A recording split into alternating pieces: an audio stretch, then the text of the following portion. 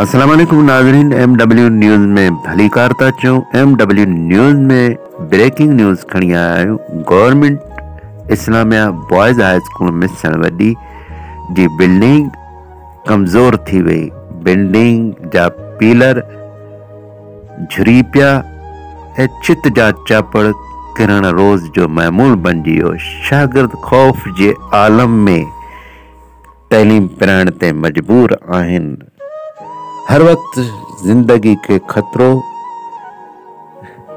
Government Islamia high school जी building भूत बंगला जो ॾेख ॾियण लगी। खंडरात में तब्दील थियल इन बिल्डिंग के 31 मई 1976 में ठाहियो वियो हो ऐं उन वक्त जे गवर्नर मीर रसूल बख्श टालपुर हिन जो इफ्तिताह कयो हो।